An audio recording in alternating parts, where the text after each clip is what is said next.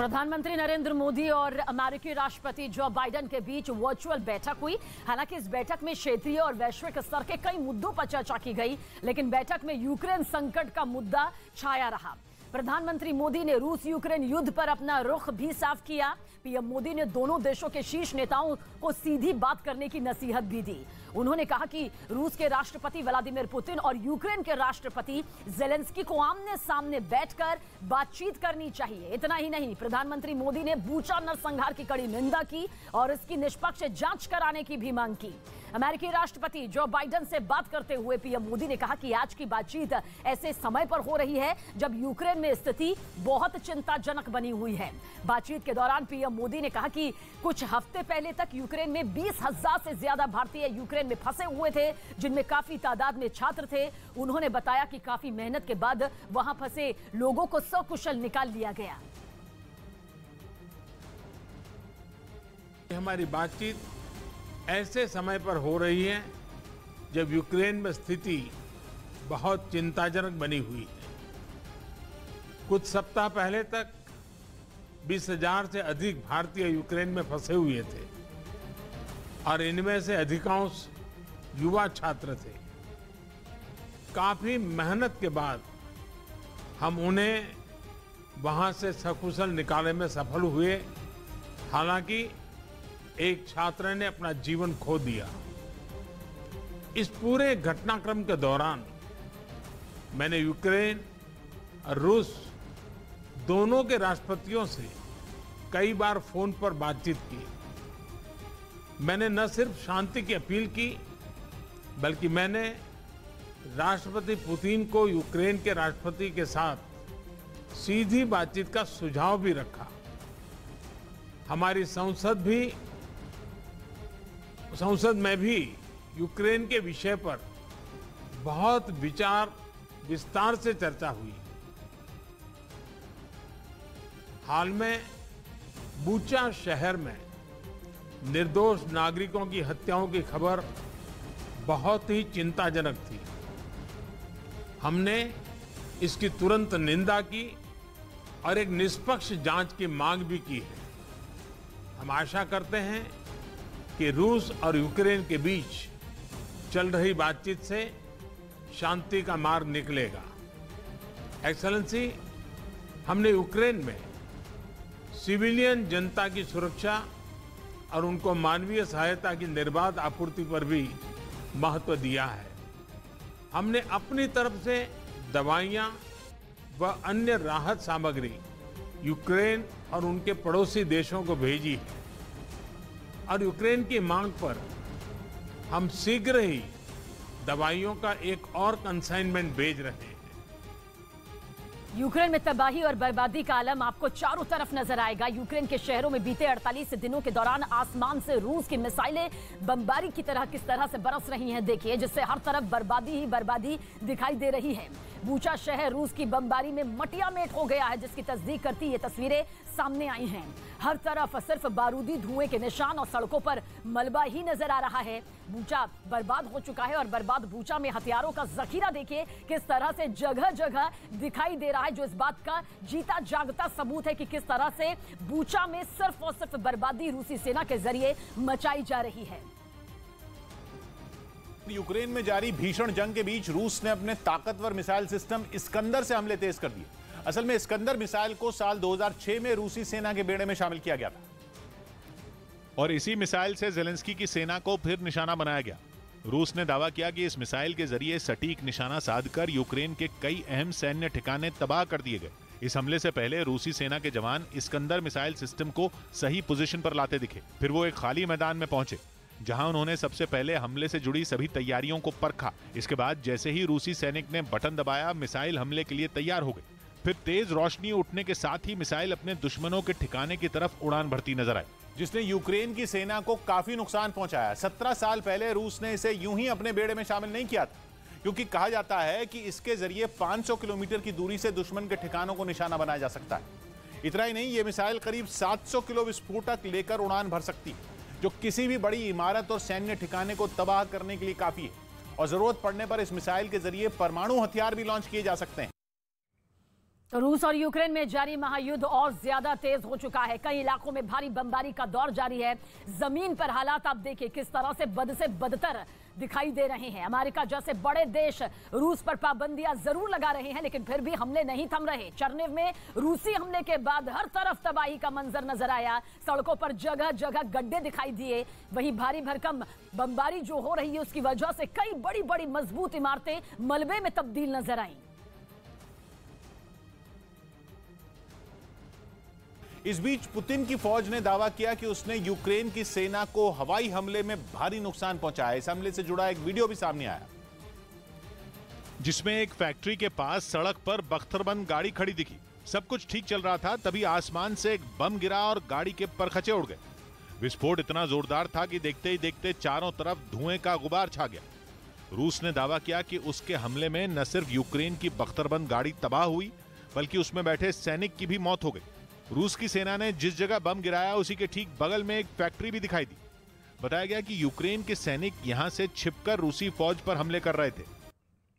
उधर पूर्वी यूक्रेन के लुहांस्क प्रांत में रूस की सेना के हथियारों के एक गोदाम को ध्वस्त कर दिया गया। यूक्रेन की सेना ने दावा किया कि उनकी भारी बमबारी से रूसी सेना को बड़ा झटका लगा। और सबूत के तौर पर यूक्रेन की सेना की तरफ से इसका एक वीडियो भी जारी किया गया। यूक्रेन के लुहांस्क के एक इलाके में बने रूसी सेना के हथियारों के गोदाम पर यह हमला रात के वक्त किया गया। रात के अंधेरे में यूक्रेन की तरफ से दागे गए रॉकेट एक के बाद एक रूस के हथियारों के गोदाम के पास आकर गिरते नजर आए। जैसे ही रॉकेट जमीन से टकराते वहां तेज धमाके के साथ रोशनी हो जाती। इसी तरह कुछ ही सेकंड में 10 से भी ज्यादा रॉकेट वहां आकर गिरे, जिनमें एक रॉकेट सही निशाने पर लगा और वहां अचानक काफी तेज रोशनी निकली। बताया गया कि यही रूसी सेना के हथियारों का गोदाम था, जहां रॉकेट के टकराने के बाद आग लग गई और फिर वहां एक के बाद एक कई जोरदार धमाके हुए। उधर यूक्रेन के चर्निव में रूसी सेना के जाने के बाद चारों तरफ बर्बादी के निशान दिखाई दिए। बेलारूस के रास्ते इस इलाके में आकर रूसी सेना ने भारी तबाही मचाई थी और कई दिनों तक कब्जा करने के बाद हाल ही में उसने चर्निव को खाली कर दिया। जिसके बाद न्यूज 18 की टीम चर्निव पहुंची, जहां रूसी बमों और मिसाइलों के हमलों की निशानियां बिखरी पड़ी थी। रूसी सेना ने वहां इतने बड़े बड़े बम बरसाए कि जगह जगह जमीन में कई फीट तक गड्ढे हो गए। वहां का एक स्टेडियम तो रूसी हमले में पूरी तरह तबाह हो गया। मैदान में कई गड्ढे नजर आए तो दर्शकों के बैठने वाली जगह पर मलबे का ढेर दिखाई दिया। स्टेडियम में ऐसी कोई चीज नहीं दिखी जो सही सलामत हो। इसी तरह चर्निव के कई दूसरे इलाकों को भी रूस ने बर्बाद कर दिया। बमबारी में सैकड़ों मकान ढह गए तो कुछ जगहों पर इमारतों के साथ बड़े बड़े पेड़ भी पुतिन की सेना के ताकतवर बमों का निशाना बने। बड़े बम जो है वो बहुत सारे इलाकों पर गिराए गए हैं और इस तरह के कई गड्ढे हमने देखे हैं। रूसी सेना के जाने के बावजूद चर्निव के कई इलाके में सन्नाटा पसरा दिखाई दिया। और रूस यूक्रेन युद्ध पर इस वक्त की सबसे बड़ी खबर, रूस पर एक बहुत बड़ा आरोप यूक्रेन के जरिए लगाया गया है। दरअसल ये आरोप रासायनिक हथियारों के इस्तेमाल को लेकर है। यूक्रेन के जरिए ये कहा जा रहा है कि रूसी सेना केमिकल वेपन का इस्तेमाल कर रही है। ये सबसे गंभीर संगीन आरोप रूस पर लगाया गया है। हालांकि इससे पहले भी कई बार यूक्रेन ये कह चुका है कि रूस जो है वो अपनी सेना के जरिए रासायनिक हथियारों का इस्तेमाल करवा रहा है और एक बार फिर से रूस पर यह गंभीर संगीन आरोप लगा है। यूक्रेन के मुताबिक रूसी सेना ने इसका इस्तेमाल मारियोपोल शहर में किया है। आप जानते हैं कि मारियोपोल से महातबाही की तस्वीरें किस तरह से लगातार सामने आ रही हैं। ऐसे में मारियोपोल में कई लोगों के बीमार होने की भी आशंका सामने आ चुकी है। कहा यह जा रहा है कि इसके पीछे वजह है रूसी सेना के केमिकल वेपन का इस्तेमाल करना। Один з рупорів окупантів заявив про те, що вони можуть застосувати хімічну зброю проти захисників Маріуполя. Розглядаємо це максимально серйозно. Хочу нагадати світовим лідерам, що можливе застосування хімічної зброї російськими військовими вже обговорювалося.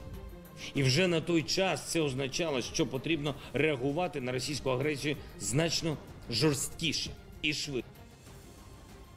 इस बीच खबर है कि रूस की मदद के लिए चीन ने गुपचुप तरीके से अपनी मिसाइलें सर्बिया भेजी। सर्बिया को रूस का सहयोगी देश कहते हैं। यूक्रेन में जंग की शुरुआत के बाद उसने खुलकर पुतिन का साथ दिया था।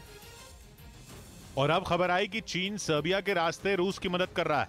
कहा जा रहा है कि ट्विटर पर शेयर किया गया ये वीडियो इसका सबूत है, क्योंकि इसमें आसमान में चीन का Y-20 विमान उड़ता दिखा और दावा किया गया कि चीन का ये विमान सर्बिया पहुंचा, जिसके जरिए चीन ने खतरनाक HQ-22 मिसाइलें भेजी। मतलब ये कि शी ने सर्बिया के जरिए पुतिन को मदद भेजी, क्योंकि ये सबको पता है कि सर्बिया रूस का दोस्त है और कहा जा रहा है कि चीन ने जैसे ही देखा कि पश्चिमी देशों का ध्यान यूक्रेन पर है, उसने मौके का फायदा उठाया और सर्बिया से गुपचुप डील कर ली। कहा जा रहा है ट्विटर पर इसी डील की हकीकत सामने आई। वहां Y-20 विमान की एक दो नहीं बल्कि कई तस्वीरें शेयर की गईं और दावा किया गया कि चीन ने 6 विमान सर्बिया भेजे। यूक्रेन में रूसी सैनिकों के ताबड़तोड़ हमले के बीच न्यूज 18 की टीम लगातार मैदान में डटी हुई है और पल पल की खबर लोगों तक पहुंचा रही है। न्यूज 18 के रिपोर्टर अरुण कुमार सिंह खुद जंग के मैदान में डटे हुए हैं और उन्होंने यूक्रेन बेलारूस की सीमा से एक्सक्लूसिव रिपोर्ट भेजी। यूक्रेन बेलारूस की सीमा से देखिए ये खास रिपोर्ट। यूक्रेन की सेना यूक्रेन को कैसे बचा रही है उसकी तस्वीर मैं आपको दिखा रहा हूं। इस वक्त मैं बेलारूस से यूक्रेन की तरफ आने वाले रास्ते पर हूं और यहां पर ब्लॉक पॉइंट कहते हैं इसको। यहां पर मिलिट्री होती है, बिना चेक किए एक भी गाड़ी एक भी आदमी इस ब्लॉक पॉइंट से अंदर की तरफ नहीं आ सकता। एक देखिए यहां पर यूक्रेन का झंडा लगा हुआ है, एक पोस्ट यहां पर है, ये स्थायी पोस्ट है। लेकिन अब इस पोस्ट के बाद बड़े बोल्डर लगाए गए हैं और जो लोहे हैं उसके स्ट्रक्चर बड़े बड़े यहाँ पर खड़े किए गए हैं ताकि दुश्मन देश की सेना या उनके टैंक या उनकी गाड़ियां, बख्तरबंद वाहन इससे अंदर ना आ सकें। और अगर वो आते हैं सामने से, जो सामने आपको पहाड़ी नुमा जगह दिखाई दे रही है उसके उधर बेलारूस है, यानी यहाँ से कुछ किलोमीटर है लेकिन यही रास्ता है। तो इस ब्लॉक पॉइंट पे सेना मुस्तैद रहती है, तैनात रहती है। आप देखिए उधर एक बिल्डिंग है, उस बिल्डिंग पर भी देखिए स्नाइपर्स जो हैं वो खड़े हैं और दूर से ही देख लेते हैं। अगर कोई भी ऑब्जेक्ट ऐसा आ रहा है जिसकी पहचान आगे के ब्लॉक पोस्ट पे नहीं हो पा रही है या अपनी आइडेंटिटी प्रूफ नहीं कर पा रहे हैं, उनको वहीं पे रोका जाता है या वहीं से नजर रखते हैं ड्रोन के जरिए कि दुश्मन देश की सेना क्या इस रोड के जरिए अंदर आने की कोशिश कर रही है। जब बेलारूस से रूस की सेना इस रास्ते से अंदर आने की कोशिश की थी तो सामने जो आपको एक पहाड़ी नुमा स्ट्रक्चर दिखाई दे रहा है, वहीं पर बहुत भीषण लड़ाई हुई थी और वहां पर उनको रोकने में कामयाबी मिली थी। हालांकि ये जो हमले हुए हैं वो हवाई जहाज के जरिए, युद्धक विमानों के जरिए हमले हुए हैं। और दूसरी तरफ भी अगर आप देखिए किस तरह से जो बेलारूस की तरफ रास्ता जा रहा है, उधर जाने वाले रास्ते पर भी किस तरह से ब्लॉक पोस्ट बनाई गई है। तो चारों तरफ जो यूक्रेन की मिलिट्री है, यूक्रेन की पुलिस है, यहाँ पर तैनात है, मुस्तैद है और किसी को भी अंदर आने की इजाजत नहीं है जब तक कि उसके क्रेडेंशियल्स, उसका परिचय पत्र सब कुछ प्रूव ना हो जाए।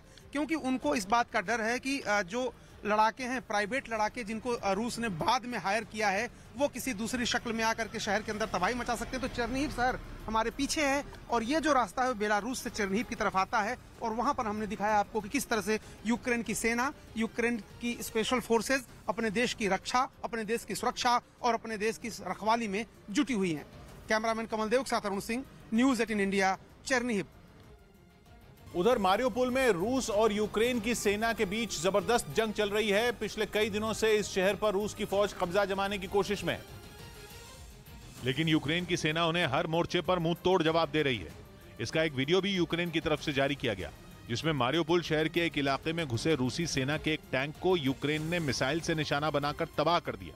टैंक पर जैसे ही मिसाइल गिरी वहां जोरदार धमाका हुआ और फिर धूल और धुएं का गुबार चारों तरफ छा गया। थोड़ी देर बाद वहां से कुछ ही दूरी पर मौजूद एक और रूसी टैंक को यूक्रेन की सेना ने उड़ा दिया। आसमान से ली गई तस्वीरों में मिसाइल हमले के बाद टैंकों के परखचे उड़े दिखाई दिए।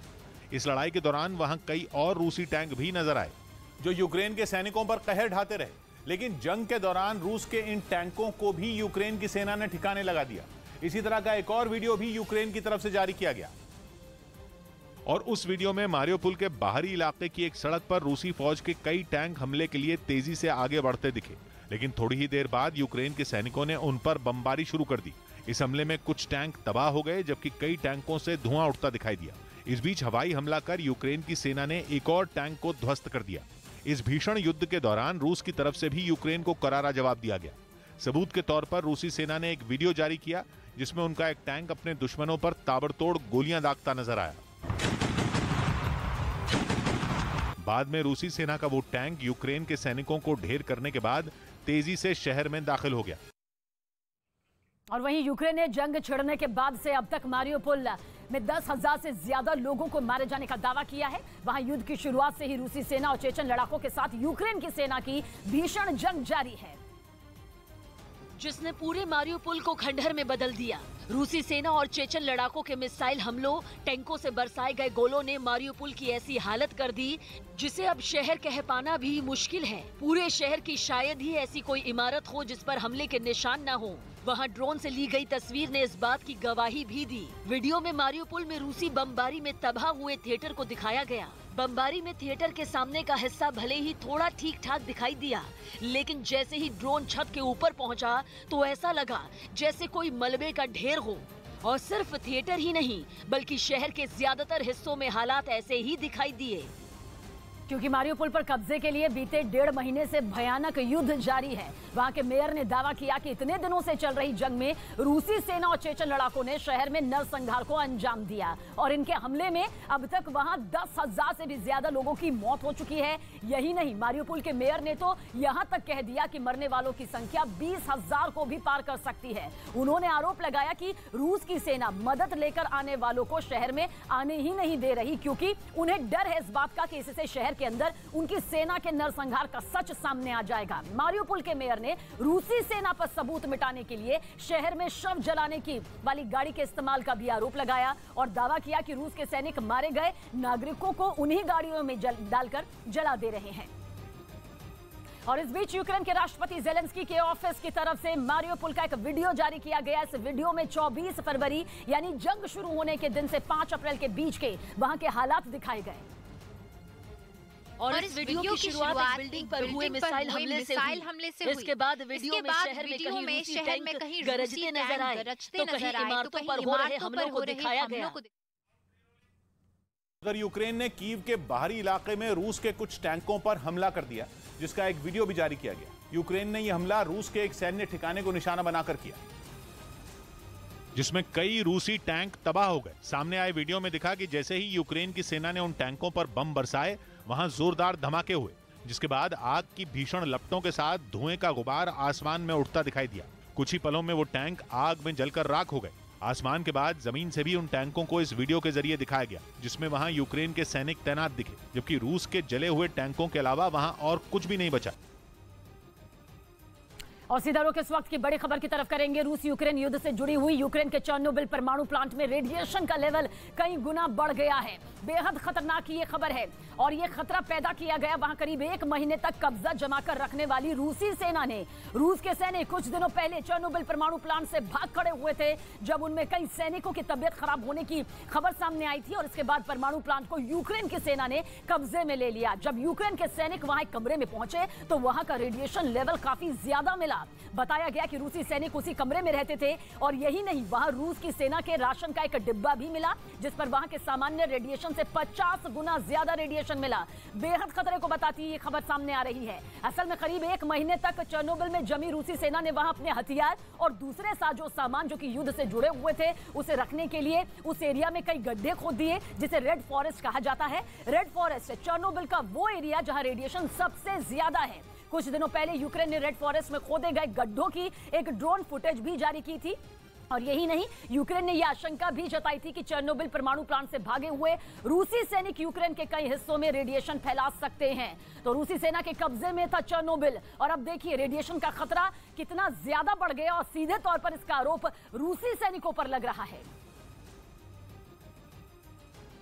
और वहीं यूक्रेन के कुछ जवानों ने यूके की मिसाइल से रूस के एक ड्रोन को मार गिराया, जिसकी एक तस्वीर सामने आई। कहा जा रहा है कि व्लादिमीर पुतिन की सेना ने जासूसी के इरादे से खार्किव में अपना ये ड्रोन भेजा था, जिसे यूक्रेन की सेना ने हवा में ही ढेर कर दिया।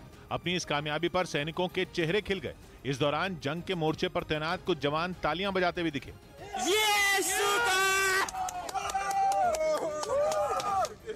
दावा है कि जेलेंस्की के जवानों ने यूके में बनी स्टार स्ट्रीक मिसाइल से यह कारनामा किया, जिसका एक वीडियो भी सामने आया। इसमें जोरदार धमाका होता दिखाई दिया, जिसके बाद यह ड्रोन टुकड़े टुकड़े होकर जमीन पर गिर गया। यूक्रेन के जवानों ने अपनी इस कामयाबी के लिए बोरिस जॉनसन सरकार को भी धन्यवाद दिया। सिस्टम का इस्तेमाल करने के लिए ब्रिटेन ने यूक्रेन के सैनिकों को ऑनलाइन ट्रेनिंग दी थी, जिसमें दागी गई मिसाइल करीब 5000 किलोमीटर प्रति घंटे की रफ्तार से अपने टारगेट की तरफ बढ़ती है और इसी वजह से दुश्मन के लड़ाकू विमानों और हेलीकॉप्टर को संभलने तक का वक्त नहीं मिलता। सिर्फ 14 किलो वजन वाले इस एयर डिफेंस सिस्टम को कंधे पर रखकर भी इस्तेमाल किया जा सकता है। और दुनिया के पश्चिमी देशों ने यूक्रेन की खुलकर मदद करनी शुरू कर दी है। इसके अलावा दुनिया के और भी कई देश यूक्रेन के साथ कंधे से कंधा मिलाकर खड़े हैं और यही वजह है कि यूक्रेन ने रूस के सामने अब तक घुटने नहीं टेके। ब्रिटिश प्रधानमंत्री बोरिस जॉनसन के बाद अब लुथियाना के पीएम इंग्रिडा सिमोनिटे ने कीव का दौरा किया है और इस दौरान यूक्रेन के पीएम उनके साथ मौजूद रहे। सिमोनिटे ने कीव के युद्ध से प्रभावित क्षेत्रों का दौरा किया और राहत और बचाव का कार्य भी यहां पर देखा। सिमोनिटे ने कहा कि जो मैंने यूक्रेन में देखा उसे शब्दों में बयां नहीं कर सकती। लिथुआनिया के पीएम का यूक्रेन का यह दौरा पहले से तय नहीं था, लेकिन यह जरूर कहा जा सकता है कि इन देशों के पीएम का यहां पहुंचना बताता है कि यूक्रेन के साथ किस तरह से कई यूरोपीय देश कंधे से कंधा मिलाकर खड़े हैं। उधर यूक्रेन के साथ पिछले 1.5 महीने से चल रही जंग में रूसी सेना के T-90 टैंक लगातार दम तोड़ रहे हैं। एक रिपोर्ट के मुताबिक 7 अप्रैल तक रूस के करीब 700 टैंक जंग के मैदान में तबाह हो चुके हैं और यह सिलसिला लगातार जारी है। रूस ने इस जंग में T-72, T-80 और T-90 टैंकों को तैनात किया है। इनमें T-90 को सबसे ताकतवर टैंक माना जाता है। इसकी ताकत का अंदाजा इसी बात से लगाया जा सकता है कि यह 5 किलोमीटर तक के दायरे में मौजूद अपने टारगेट को तबाह कर सकता है। लेकिन यूक्रेन की तरफ से दागी गई मिसाइलों और ड्रोन हमले की वजह से इन टैंकों की ताकत धरी की धरी रह गई। इन टैंकों की नाकामी के पीछे सबसे बड़ी वजह अमेरिका की जैवलिन और स्टिंगर मिसाइलें हैं। इसके अलावा ब्रिटेन की एनलॉ यानी next generation light anti tank weapon भी रूस के इन टैंकों पर काल बनकर टूट रही हैं। ये तीनों एंटी टैंक मिसाइलें वजन में हल्की हैं, इसलिए इन्हें आसानी से एक जगह से दूसरी जगह तक ले जाया जा सकता है। कम वजन की होने की वजह से इन एंटी टैंक मिसाइलों को यूक्रेन के सैनिक कंधे पर रखकर बड़ी आसानी से चला रहे हैं और रूसी सेना के टैंकों और दूसरी बख्तरबंद गाड़ियों को निशाना बना रहे हैं। रूस के हमले का एक वीडियो सामने आया जिसमें रूसी टैंक ने यूक्रेन के सैनिकों को उड़ा दिया। हालांकि यह पता नहीं चल पाया कि यह हमला यूक्रेन के किस इलाके में किया गया, लेकिन जो तस्वीरें सामने आई उनमें दिखा कि रूसी फौज के निशाने पर यूक्रेन के कुछ सैनिक आ गए, जिन पर बेहद पास से एक रूसी टैंक के जरिए जोरदार हमला बोला गया। जब ये गोलाबारी हुई तब यूक्रेन के वो सैनिक अपने किसी काम में व्यस्त नजर आए, जिस वजह से उनका ध्यान रूसी सेना पर नहीं गया और रूस के इस हमले में उन्होंने अपनी जान गंवा दी। रूस यूक्रेन जंग का आज 48वां दिन है। रूस की सेना मोर्चे पर लगातार आगे बढ़ रही है, जबकि यूक्रेन भी मैदाने जंग में डटा हुआ है। रूस की तरफ से लगातार यूक्रेन पर चौतरफा हमले किए जा रहे हैं, जिसकी वजह से हर तरफ बर्बादी और तबाही का मंजर ही यूक्रेन के शहरों में नजर आएगा। तो वहीं डोनेस्क में रूसी टैंकों का काफिला मार्च करता हुआ नजर आया। जहां भी ये टैंक गुजर रहे थे, हर तरफ मलबा और टूटे हुए घर दिखाई दे रहे थे। तस्वीर इस वक्त आपके सामने रूसी टैंकों का ये मार्च। तो वहीं यूक्रेन में जंग का 1.5 महीना बीतने के बाद पुतिन ने इस जंग का जिम्मा अलेक्जेंडर द्रुवनिकोव को दिया है। द्रुवनिकोव रूस की फौज के सबसे बदनाम अधिकारी, वो दुनिया भर में बदनाम है अपनी बेदर्दी और बेरहमी के लिए, यहां तक कि उन्हें सीरिया का कसाई तक कहा जाता है, जिसकी वजह बने सीरिया में उनके कुछ ऑपरेशन। 2016 के बाद से द्रुवनिकोव सीरिया में रूस की फौज के ऑपरेशन की अगुवाई कर रहे थे। आरोपों के मुताबिक रूस की फौज ने जनरल द्रुवनिकोव की अगुवाई में कुछ बड़े हमले किए। इसमें केमिकल हमलों के अलावा बेहद ही खतरनाक हवाई हमले भी शामिल थे। कहा जाता है कि इन हमले में हजारों लोगों की जान गई, लेकिन इससे बेपरवाह जनरल वार्निकोव ने ये हमले बदस्तूर जारी रखे। द्रुवनिकोव रूस की फौज के सबसे बेरहम जनरल की पहचान रखते हैं। कहा जाता है कि द्रुवनिकोव के हाथ हजारों बेगुनाहों के खून से रंगे हैं, लेकिन इस बार उनका नाम चर्चा में इसलिए है क्योंकि पुतिन ने उन्हें बड़ी जिम्मेदारी दी है। उन्हें यूक्रेन में चल रहे रूस के स्पेशल ऑपरेशन की अगुवाई का जिम्मा दिया गया है। और जैसे ही ये खबर बाहर आई, अमेरिका समेत दुनिया के कई बड़े देशों को यूक्रेन में नरसंहार का डर सताने लगा। अमेरिका ने तो आरोप लगाया कि सीरिया में जो काम द्रुवनिकोव ने किया वही करने के लिए उन्हें यूक्रेन भेजा जा रहा है। इसके अलावा कहा यह भी जा रहा है कि यूक्रेन की जंग में लग रहे वक्त से रूस का सब्र जवाब देने लगा है, इसीलिए पुतिन को द्रुवनिकोव की याद आई। आशंका यह है कि अब यूक्रेन में रूस की फौज पहले से ज्यादा बेरहम हो जाएगी। शुक्रवार को यूक्रेन में एक रेलवे स्टेशन पर रूस की मिसाइल से हमला किया गया था। हमले में 52 लोगों की मौत की खबर है। दावा यह है कि इस हमले के पीछे भी नए जनरल का ही दिमाग था। हमला इतना जोरदार था कि किसी को संभलने तक का मौका नहीं मिला। कहा गया कि इसी स्टेशन से कई लोग पश्चिमी यूक्रेन की तरफ जाने की कोशिश कर रहे थे। रूस को खबर मिली कि इनमें कुछ फौज के अफसर हो सकते हैं, जिसके बाद आम लोगों की परवाह किए बिना स्टेशन पर मिसाइल दाग दी गई। हालांकि ये साफ नहीं है कि स्टेशन पर मिसाइल दागने का फैसला द्रुवनिकोव का ही था, लेकिन द्रुवनिकोव के काम करने का तरीका कुछ ऐसा ही बताया जाता है। लेकिन द्रुवनिकोव का मुकाबला यूक्रेन के एक ऐसे अफसर से होगा जो चुपचाप अपना काम करने में यकीन रखते हैं। यूक्रेन की फौज के चीफ एक ऐसे अधिकारी हैं जो कम हथियार होने के बावजूद रूस की फौज को बड़े पैमाने पर नुकसान पहुंचा चुके हैं। और अब तक रूस की फौज के कई बड़े अधिकारियों का खात्मा कर चुके हैं। वालेरी ज़ेलेज़नी यूक्रेन की फौज के कमांडर इन चीफ हैं, जो अपने देश में जंग के हर मोर्चे को रूस से बेहतर समझते हैं। अगर पुतिन के भरोसेमंद और सबसे करीब जनरल दोर्निकोव हैं, तो ज़ेलेंस्की ने ज़ेलेज़नी को जंग की पूरी जिम्मेदारी दी है। जंग में अब तक रूस की फौज के 19,500 सैनिकों के ढेर होने की खबर है। मतलब ये कि यूक्रेन में अब ज़ेलेज़नी और दोर्निकोव की सीधी जंग होगी। दावा यह है कि अब रूस इस फौज को जल्द से जल्द खत्म करना चाहता है, इसीलिए पुतिन ने अपने सबसे भरोसेमंद और सबसे खूंखार जनरल को मोर्चे पर तैनात किया है। यूक्रेनी सेना रूस के हमलों का मुंहतोड़ जवाब दे रही है। रूसी बख्तरबंद गाड़ियों और टैंकों का यूक्रेन कब्रगाह बन गया है। ताजा वीडियो यूक्रेन की सेना ने जारी किया, जिसमें एक सैनिक रूस के नष्ट टैंक को दिखाता हुआ दिखाई दे रहा है। रूसी टैंक के परखच्चे उड़ गए हैं और टैंक का मलबा देखिए किस तरह से बिखरा हुआ दिखाई दे रहा है इस वीडियो में।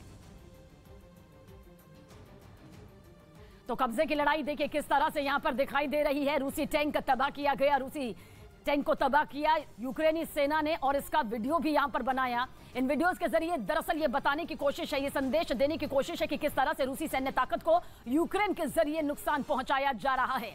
अगर रूस हमला कर रहा है तो उसका पलटवार और जोरदार मुंहतोड़ जवाब यूक्रेनी सेना दे रही है। और अब उसे बनाने का काम तेज हो गया। इसके लिए सबसे पहले पुल के बगल में एक कच्चा पुल बनाया गया, ताकि इरपिन नदी का पानी बहता रहे और उससे जरूरी काम भी लिया जा सके। इस काम में पुल बनाने वाली बड़ी मशीनों की मदद ली जा रही है, जो 24 घंटे काम पर लगी हैं। जल्द से जल्द पुल के टूटे हुए हिस्से को बनाने का जिम्मा यूक्रेन की सेना को सौंपा गया है। इरपिन नदी पर बना ये वही पुल है जिसे पार कर रूसी सेना राजधानी कीव में दाखिल हो सकती थी, लेकिन उसे ऐसा करने से रोकने के लिए इसे ब्लास्ट कर तोड़ दिया गया था। हालांकि बाद में जब इरपिन से पलायन शुरू हुआ तो पुल टूट जाने की वजह से लोगों को काफी परेशानियां भी झेलनी पड़ी।